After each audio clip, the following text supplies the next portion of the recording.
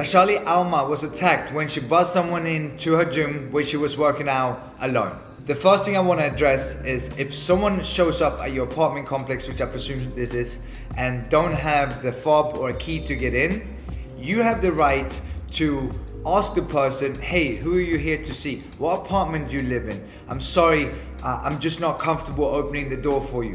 So the problem a lot of times is that we want to be nice, and that's of course the right thing. We should be nice human beings, but when it comes to your safety, your security, another good human being will also understand that you're not comfortable opening that door.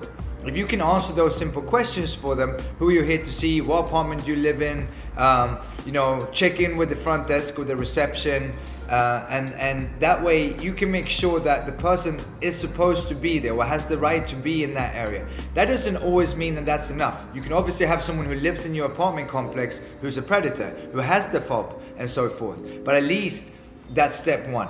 And I understand that she's a nice human being trying to be kind and open the door, but that's ultimately what started the situation.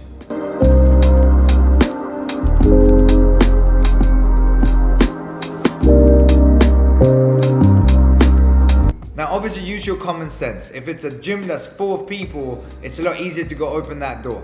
But if you're by yourself, especially as a female, and a man comes to get into the gym but doesn't have the key, the fob, they should understand why you're not comfortable opening that door.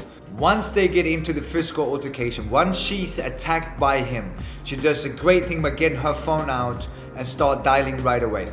However, she's lucky in that moment that he doesn't strike right away because her attention is on the phone. And here it is what I would recommend you to do. Dial 911 and throw the phone a few feet away. Why? Because it gives the attacker one of two options. Either they're gonna go to the phone and turn it off, or two, they're gonna keep attacking you, and you should be loud. You should be screaming to draw attention to you, which might deter the attacker, and the 911 caller or respondent will be able to hear that you are in distress.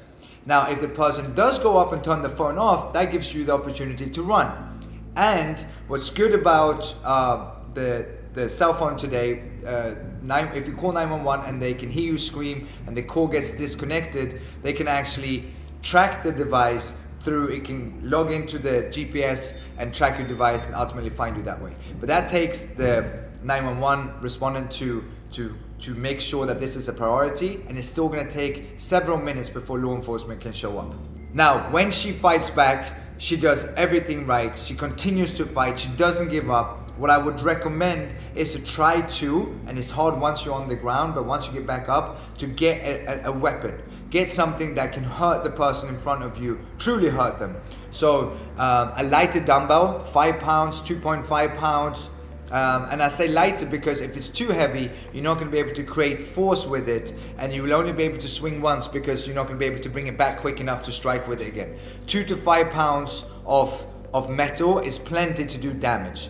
Obviously, if you can get to some type of a bar that you can strike with as well, and continue to strike, continue to be loud, and try to, once you're back on your feet, obviously it's different once you're on the ground, you did a great job getting back up again, position yourself closer and closer to the door so you can ultimately run out of the location, the confined space that you're in. I'm very glad that she managed to get away, and I'm also glad that she was confident and brave enough to tell her story so that she can inspire others. For all you out there who think that you're too old, too weak, too small to learn self-defense, let this show you, let this inspire you, that you too can learn how to defend yourself.